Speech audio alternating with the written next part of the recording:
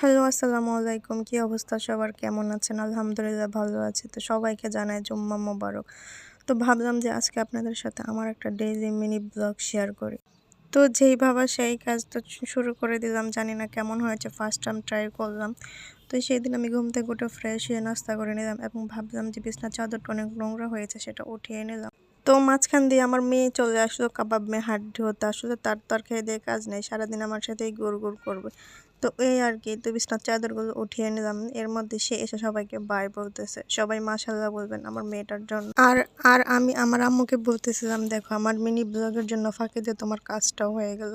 তো আম্মু বাজার থেকে সবজি নিয়ে আসলো, সেগুলো গুছিয়ে রাখলো। এর মধ্যে আবার পিঠা বানালাম, পিঠা বানিয়ে চলে গেলাম আমার মেজো আন্টির বাসায়। আসলে আজকে আমার খালাতো বোনের একটা বিশেষ দিন ছিল, তাই সবাই মিলে উদযাপন করতে চলে গেলাম ওর বাসায়। আর এখানে কিছু গরিব দুঃখী মানুষের জন্য কিছু খাবার নিয়েছিল।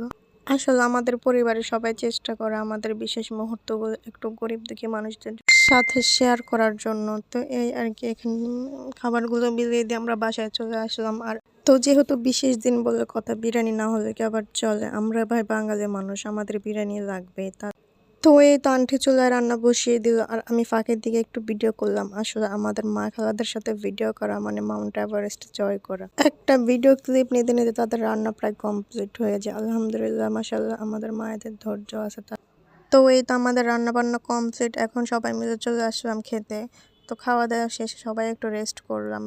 তো ভাবলাম যে আমরা আজকে পিৎজা বানাবো। আসলে পিৎজা বানানোর প্ল্যান কতদিন ধরে চলতেছে, কিন্তু সময় করে আর খাওয়া হচ্ছে না। কিন্তু আমাদের জামাইদের রিভিউ দেখলে আর আমাদের বানাতে ইচ্ছে করবে না। জীবনে আর যাই হোক, তারা কখনো আমাদের খাবারের উপর আর বিশ্বাস করতে পারে না। কিন্তু কেন জানি না, তারা আমাদের খাবারের প্রশংসা করতেই পারে না। দোয়া করে আল্লাহর কাছে আল্লাহ তাদের হেদায়েত দান করুক। কিন্তু আমাদের মেয়ে আমাদের খাবার খেয়ে সুন্দর করে রিভিউ দেয়, মাশাআল্লাহ। তো আমাদের এখানে শান্তি, আর কারো রিভিউর প্রয়োজন নাই। তো সবাই ভালো থাকবেন, খোদা হাফেজ। আর আজকে আমার এই মিনি ব্লগটা কেমন হলো সবাই অবশ্যই কমেন্ট করে জানাবেন।